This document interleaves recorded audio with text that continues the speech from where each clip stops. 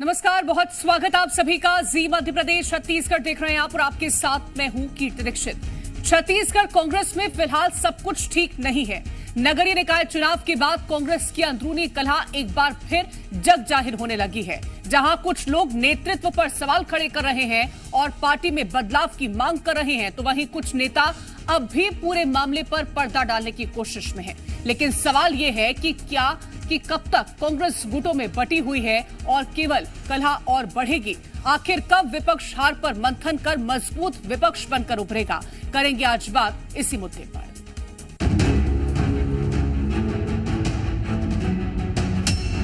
कब खत्म होगी कांग्रेस की कलह?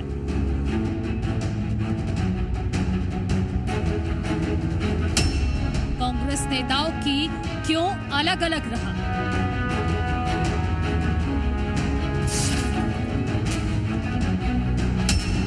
चुनाव में कांग्रेस की हालत खराब।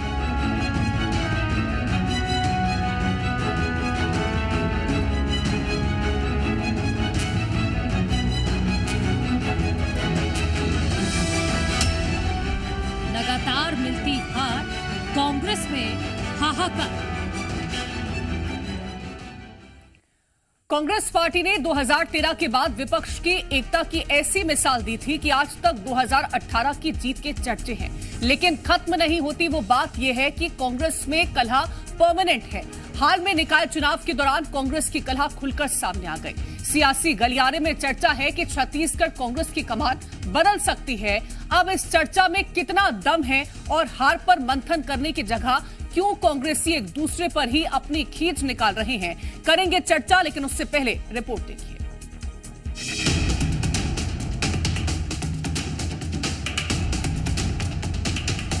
अक्सर चुनावों में कांग्रेस कई धड़ों में बढ़ती दिखाई देती है, फिर वो चाहे लोकसभा चुनाव हो, विधानसभा या फिर नगरीय निकाय।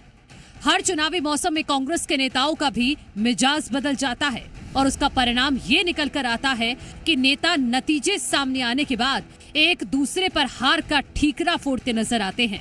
एक बार फिर कुछ ऐसा ही देखने को मिल रहा है। कांग्रेस पार्टी ने 2013 के बाद विपक्ष की एकता की ऐसी मिसाल दी थी कि आज तक 2018 की जीत के चर्चे हैं, लेकिन खत्म नहीं होती वो बात यह है कि कांग्रेस में कलह परमानेंट है। अब हाल ही में निकाय चुनाव के दौरान कांग्रेस की कलह एक बार फिर खुलकर सामने आई।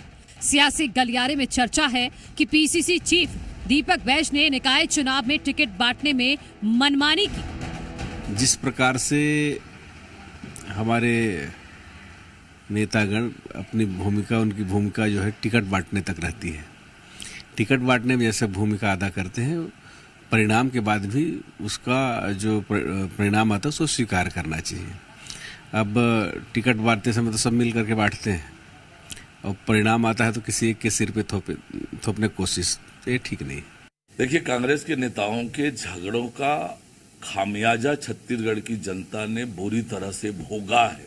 5 साल सरकार रही, तब भी आपस में लड़ते रहे और छत्तीसगढ़ की दुर्दशा इन्होंने कर दी। आपस में लड़ लड़ के और आज भी लड़ रहे हैं। एक तरफ अमरजीत भगत का ये बयान, तो वहीं दूसरी ओर कुलदीप जुनेजा ने भी अपनी ही पार्टी पर हमला किया है।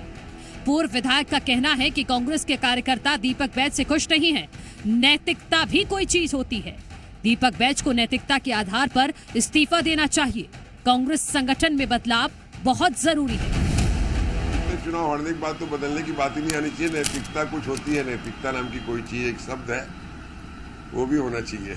मैं पर्सनल की बात नहीं कर रहा हूँ, कोई भी खुश नहीं है। उनकी कार्य प्रणाली से कोई खुश नहीं है, उनसे खुश नहीं, उनकी कार्य प्रणाली से कोई खुश नहीं है। मैं बताया ना, नैतिकता कोई शब्द है। इतने चुनाव, लोकसभा, विधानसभा, नगरीय निकाय, सुपड़ा साहब, इसके बाद अगर बोलना पड़े तो यह शर्म की बात है। एक तरफ निकाय के नतीजे सामने आने के बाद कांग्रेस नेताओं के बयानों में कलह नजर आ रही है, तो वहीं दूसरी ओर अब इन बयानों पर बीजेपी ने भी तंज कसना शुरू कर दिया है। लोकसभा चुनाव हारे, उपचुनाव हारे, नगर निगम हारे और अभी पंचायत चुनाव भी हारेंगे, तो एक दूसरे के ऊपर ठिकरा फोड़ रहे हैं। साथ साथ कभी कभी ईवीएम को भी दोषी ठहराते हैं। संस्कृति में है खरीद फरोख्त, और जैसे बीच में आया था कि टिकट के लिए पैसा लेना, तो उनके कांग्रेस की संस्कृति में है। हमको तो कांग्रेस में बदलाव की हम मानते नहीं, वो तो यहाँ से सफाया हो गया, अब चले जाएंगे। अब सब लोग तो बुढ़िया बिस्तर बांध के इटली चले जाएं। अब मैं तो बोल ही रहा हूँ कि अभी हमारे पूर्व मुख्यमंत्री जी को पंजाब का दायित्व दिया है, हिमालय भी पास है, वहाँ जाएं, तब करें जब करें, जो भूल चूक हुआ है वहीं से। छत्तीसगढ़ कांग्रेस में एक बार फिर बदलाव की मांग उठने लगी है। दूसरी ओर बीजेपी अब विपक्ष को हिमालय पर जाकर तपस्या करने की नसीहत दे रही है।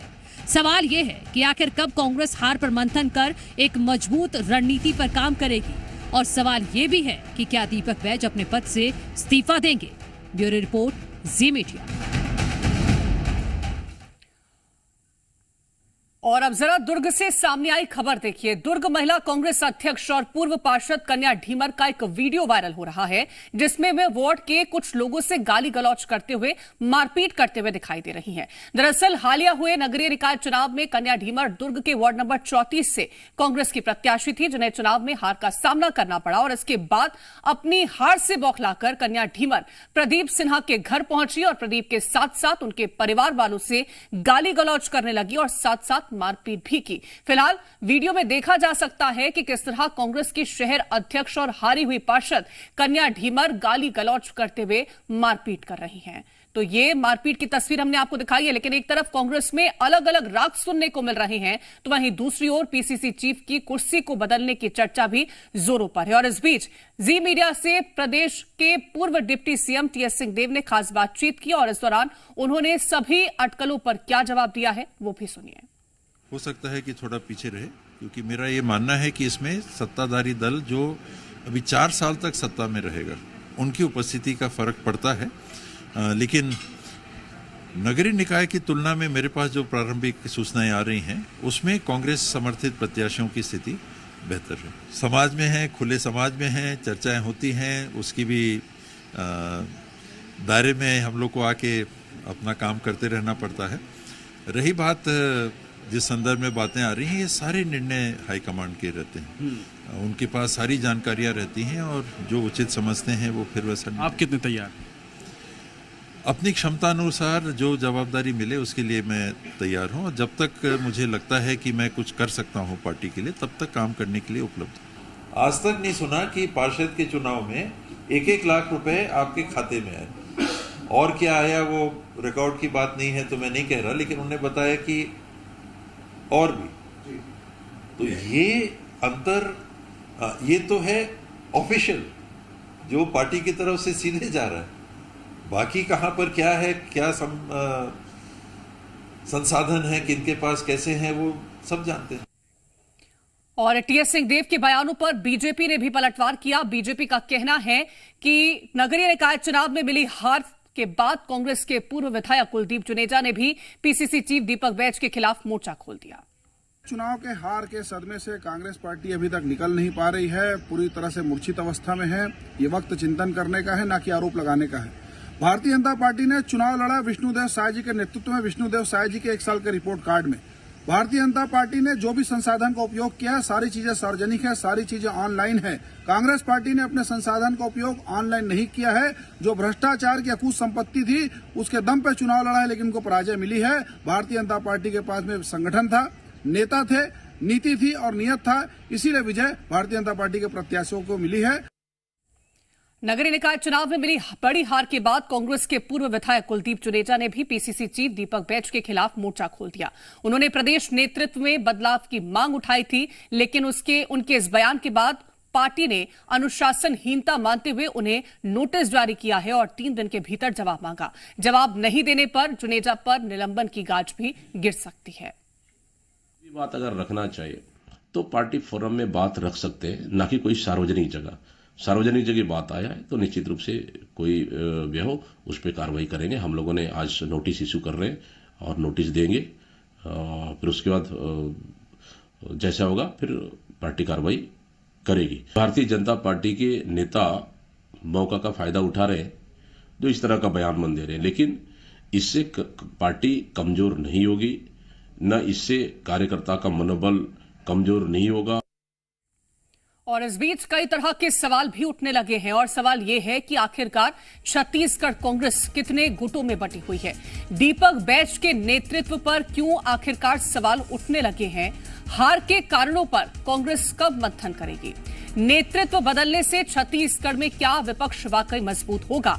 सवाल यह भी है कि छत्तीसगढ़ कांग्रेस संगठन में क्या फेरबदल देखने को मिलेगा और छत्तीसगढ़ कांग्रेस की कमान किसे मिल सकती है। ये तमाम सारे सवाल हैं और उनको लेकर के चर्चा भी हम करेंगे। हमारे साथ खास मेहमान जुड़े हैं। एसोसिएट एडिटर रूपेश गुप्ता हमारे साथ रायपुर से है। गौरीशंकर श्रीवास जी जुड़ गए हैं, प्रवक्ता है बीजेपी के। विकास तिवारी जी हमारे साथ जुड़ गए हैं, प्रवक्ता है कांग्रेस के। आप दोनों खास मेहमानों का बहुत स्वागत है। सबसे पहला सवाल मेरा रूपेश आपसे रहेगा, क्योंकि दिन के टाइम पर कुलदीप जुनेजा नेतृत्व में बदलाव की मांग कर रहे थे नैतिकता के आधार पर। शाम होते होते उन्हें नोटिस थमा दिया जाता है, 3 दिन के भीतर जवाब देने की मांग की गई है उनसे।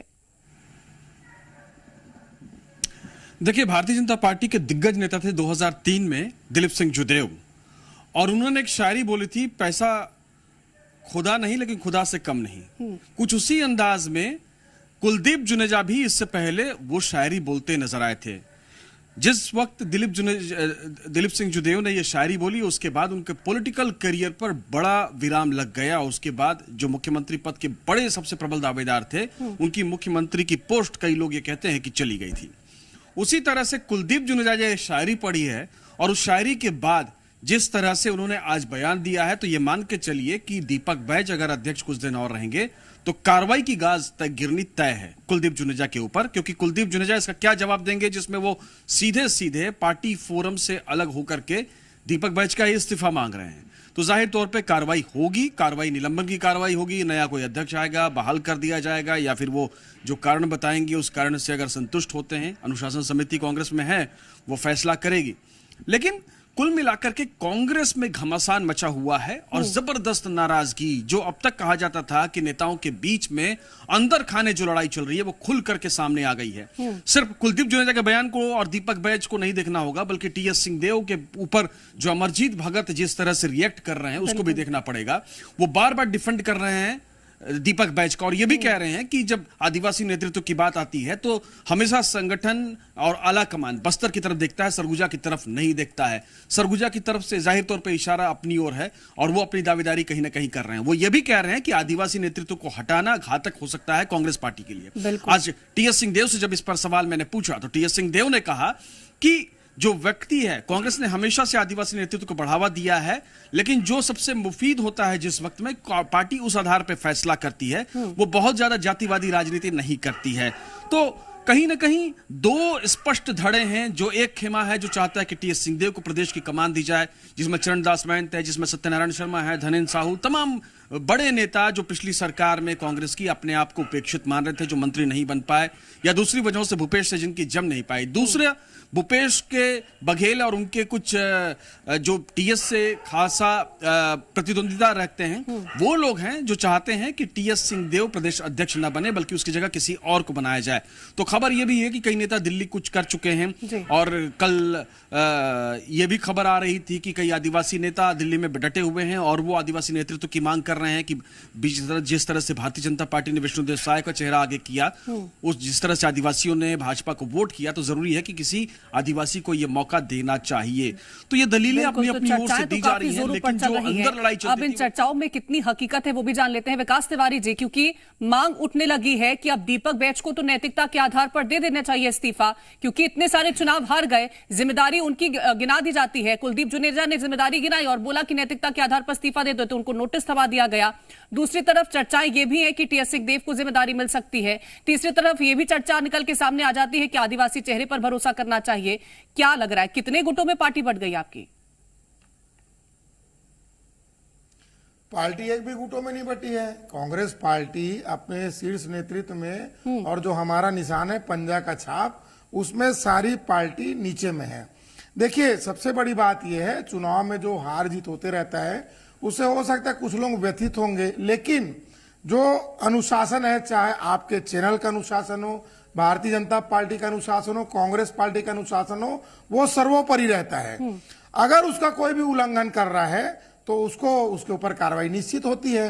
और अगर किसी नेता को, चाहे भाजपा हो, कांग्रेस के हो, कोई भी बात करना है तो पार्टी फोरम में करना चाहिए। अब सन 2000 में देखिए, जब बृजमोहन अग्रवाल जी को नेता प्रतिपक्ष बनाने की बात आई थी तो पूरा भारतीय जनता पार्टी के कार्यालय जला दिया गया था। और अभी तत्कालीन जो हमारे प्रधानमंत्री जी हैं, उनको तक टेबल के नीचे घुस के अपनी प्राण बचाना पड़ गया था। तो ये देखिए, हर पार्टी में ऐसी चीजें होती। लेकिन मैं फिर कह रहा हूं कि हर जगह, चाहे कॉरपोरेट हो, नौकरी वाला क्षेत्र हो, राजनीति का क्षेत्र हो, अनुशासन सबको सर्वोपरि होना चाहिए।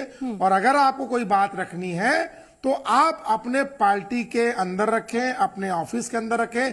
अगर बाहर बात होगी तो अनुशासनहीनता के दायरे में आएगी। ठीक है, बाहर बात करेंगे तो अनुशासनहीनता के दायरे में बात आएगी, नोटिस जारी कर दिया जाएगा। सवाल तो मेरा और भी था क्योंकि गुटों में बटे हुए, आपने उसको इनकार कर दिया कि गुटों में बटी नहीं हुई है, लेकिन जिस तरह के नेताओं के बयान निकल के सामने आते हैं उसके बाद अरुण साहब का यह भी कहना होता है कि आपने तो छत्तीसगढ़ को ही एकदम बेकार कर दिया। इस तरह से आप लोगों को बयान निकल के सामने आता है। मैं इस पर जवाब लेना चाहूंगी गौरी शंकर जी आपसे। जी 10 सेकेंड जी 10 सेकेंड। 4 मुख्यमंत्री इस प्रदेश में, विष्णुदेव साय जी, साव जी, ओपी चौधरी जी और आपका विजय शर्मा जी। कुंभ नहाने जाते तो 2 मुख्यमंत्री जाते हैं, 2 नहीं जाते। भाजपा में भी चल रहा है, भयानक सर फुटा हुआ है। और इनके नेता बृजमोहन अग्रवाल तो अपने सरकार के खिलाफ ये वहां पर संसद गौरी शंकर श्रीवास जी कि 30,000 पद खाली है, ये बृजमोहन अग्रवाल जी ने कहा था। गौरी शंकर जी क्या कहेंगे? तो ये तो आप पर भी आरोप लगा रहे हैं कि आपकी पार्टी भी गुटों में बटी हुई है। जब चिराग में तेल ही नहीं था तो गीला हवाओं से कैसा? ये गलती नहीं मानेंगे। चुनाव में अभी भी मैं कह रहा हूं कि चिंतन का समय, ना कि आरोप प्रत्यारोप लगाने का समय। ईवीएम था, ईवीएम में 2 भारतीय जनता पार्टी के पार्षदों के खाते में 1-1 लाख रुपए गया। ठीक है भाई, गए, सारी चीजें ऑनलाइन है। आपके पीछे दरवाजे से शराब और सट्टे का पैसा नहीं पहुंचा है। हमने सारी चीजों को सार्वजनिक किया है। और सबसे महत्वपूर्ण बात, इनको है जनता से ज्यादा इनके कार्यकर्ताओं की लगी है। निष्ठावान कार्यकर्ताओं का जो हक मार के टिकट बेचा गया है, उसी कारण कांग्रेस पार्टी के नेताओं की दुर्गति हो रही है। अभी आपके चैनल विकास जी कह रहे हैं कोई गुटों में नहीं बचा है। खुद इनकी पार्टी के वरिष्ठ नेता, रायपुर के जो महापौर के प्रत्याशी हैं, उन्होंने साफ कहा कि हमारा संगठन कमजोर है, भारतीय जनता पार्टी का संगठन सबसे मजबूत है। आप इस बात को स्वीकार करते, क्या नोटिस जारी करेंगे? क्या आप इस बात को स्वीकार कीजिए कि 1 साल में जनता के मुद्दे आप नहीं उठाए, संगठन बिखर चुका है, कार्यकर्ता विधानसभा हार के बाद में बिखरा हुआ है, निराश है, ऊपर से टिकट बेच के आपने जो अपना कुकर्म किया है, उसी की परिणति है कि चुनाव में आपकी दुर्गति हो रही है। किस बात का घमंड है? रस्सी जल गई अभी बल नहीं गया है। इतनी बड़ी हार के बाद भी अभी भी एक दूसरे कपड़ा फाड़ते हुए घूम रहे हैं। इससे बड़े शर्मनाक बात और क्या हो सकती है? देश की सबसे बड़ी पार्टी के ये हाल होगा, ये हमने भी नहीं सोचा था। हम भी चाहते हैं छत्तीसगढ़ में मजबूत विपक्ष होना चाहिए, जनता के मुद्दे उठाए। ये मुद्दे उठा रहे हैं आपस का, ये मुद्दे उठा रहे हैं आपस में पद का। अभी भी पीसीसी पद के पीछे सारे नेता एक दूसरे का बुराई करते घूम रहे हैं। कोई दिल्ली जा रहा है, कोई यहां जा रहा है। अरे भैया, जनता के मुद्दे कब उठाएंगे? कब जनता के बीच जाएंगे? कार्यकर्ताओं की कब सुनेंगे? क्या प्रदेश में पूरी तरह से कांग्रेस पार्टी कोलैप्स हो गया है? किस गति को प्राप्त हो रहा है विकास जी? भारतीय जनता पार्टी के मुख्यमंत्री मत गिनिए। हमारा संगठन में अनुशासन सर्वोपरि है। हम एक साथ मजबूती के साथ में चुनाव लड़े हैं और आपको सफा चट कर दी है। इस बात को स्वीकारिए पूरा। विकास तिवारी जी, इस बात में तो कोई दो राय नहीं होगी कि आप भले ही कितना भी मना कर ले, लेकिन इस बात में तो कोई दो राय नहीं है कि जब बयान निकल के सामने आते हैं आपके तमाम नेताओं के, तो उससे साफ हो जाता है कि हाँ, पार्टी में कहीं ना कहीं गुटबाजी देखने को मिल रही है। मैं लौटूंगी आपके पास, लेकिन एक बार फिर से मैं रुपेश का रुख करना चाहूंगी। रुपेश, क्योंकि जिस तरह से दीपक बैच का नेतृत्व अगर हम देखें और उस दौरान जितने चुनाव हुए उनके नतीजों को अगर हम देखें, तो महत्वपूर्ण तो यह बन जाता है ना कि अब तो पार्टी को विचार विमर्श करना चाहिए, इस बात पर फोकस करना चाहिए कि आखिरकार हार हो क्यों रही है। और जिस तरह से बीजेपी लगातार ये कह रही है कि आपको एक मजबूत विपक्ष बनना चाहिए, तो क्या वो कमी है कि मजबूत विपक्ष के तौर पर कांग्रेस नहीं आ पा रही सामने? देखिए, कांग्रेस के हर नेता के बीच में एक कोऑर्डिनेशन होना चाहिए। जब कोऑर्डिनेशन अच्छा होता है तो कांग्रेस को कोई नहीं हरा सकता है, लेकिन जब कोऑर्डिनेशन छोड़ दीजिए, कम्युनिकेशन बंद हो जाए, तो आप क्या उम्मीद करेंगे कि कांग्रेस पार्टी किस तरह से जीतेगी? टीएस सिंहदेव से जब सवाल पूछा गया तो टीएस सिंहदेव ने कहा कि वक्त कम था और यह किसी नेता के लिए संभव नहीं था कि वो दूसरे क्षेत्र में जाकर के प्रचार करें। लेकिन विधानसभा चुनाव में भी यही हुआ, लोकसभा चुनाव में भी यही हुआ और अब भी यही हो रहा है। कोऑर्डिनेशन ना सही, कम से कम कम्युनिकेशन तो दिखना चाहिए, वो भी नदारद है। विकास तिवारी एग्जाम्पल दे रहे हैं कि बृजमोहन अग्रवाल ने बीजेपी ऑफिस में क्या किया, लेकिन जब अजीत जोगी को मुख्यमंत्री बनाया गया था, उस वक्त दिग्विजय सिंह फटे हुए कुर्ते के साथ बाहर निकले थे जब वीसी के बंगले में गए थे, वो भी यहां पे है। आज भी भारतीय जनता पार्टी में जिस अंतरकलह की बात कर रहे हैं, या ये कह रहे हैं कि अलग अलग नेता अपनी अपनी चला रहे हैं, जाहिर तौर पे कुछ होगा, उसमें सच्चाई होगी, लेकिन सब अंदर खाने होता है। इस तरह से पब्लिक डोमेन में बोला नहीं जाता है।